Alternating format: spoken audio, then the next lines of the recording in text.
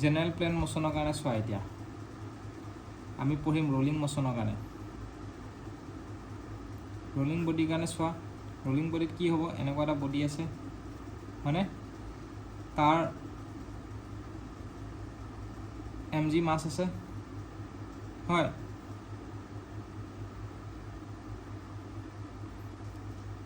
mg মাছ আছে এতিয়া ইয়াৰ potential energy কিমান হ'ব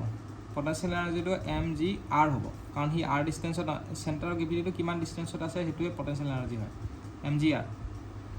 আৰু কাইনেটিক এনাৰ্জি এটোৰ কাৰণে কি হ'ব translational plus rotational half ig omega square plus half mv square v টো কোনফালে হ'ব ইফালে হ'ব v r ওমেগা হয় না হাফ ig ওমেগাটো এনেকুৱা হ'ব তো এই দুটা প্লাস কৰিলে হে আগৰ ভিডিওটো নিচিনা একে এই দুটা প্লাস কৰিলে আমি পাম half i a omega square a টো হ a পইণ্ট তো এটো লিখিব নালাগে তোমালোকে ডাইৰেক্ট লিখিবা এটো i a মানে moment of inertia at point a আমি উলাব লাগিব moment of inertia mass moment of inertia i a টো হ'ব mass moment of inertia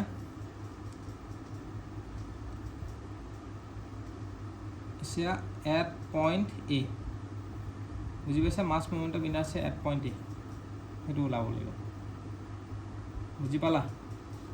mass moment of inertia at point a এতিয়া নেক্সট পঢ়িম আমি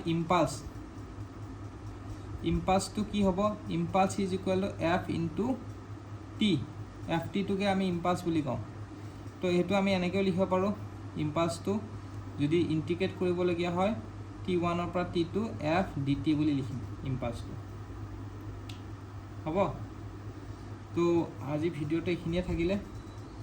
তাছে নেক্সট ভিডিওটোত আমি ইউজ কৰিম আৰু এটা বস্তু মই থাকি গল ক'ব লাগিলে ৰবা দেই যেনে তোমালোকৰ থাকিলে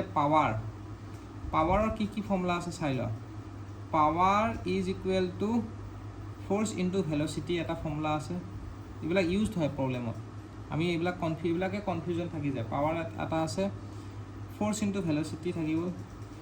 এটা এঙ্গুলাৰৰ ক্ষেত্ৰত যদি পাৱাৰটো উলোৱা ফোৰ্সৰ ঠাইত আমি টৰ্ক লিখিম ভেলোসিটিৰ ঠাইত আমি ওমেগা লিখিম ঠিক আছে আৰু এটা আছে পাৱাৰ w ডিভাইডেড বাই t আছে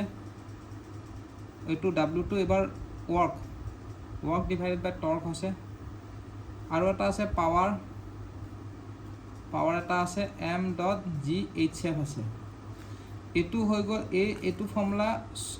ইঞ্জিনিয়াৰিং মেকানিক্সত নালাগে এটো ফর্মুলা লাগে ফ্লুইড মেকানিক্সত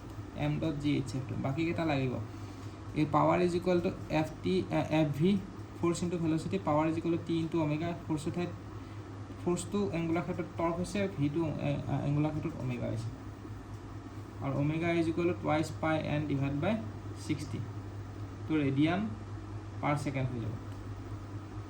হ'ব তো এইখিনি বস্তু তোমালোকে মনত ৰাখিবা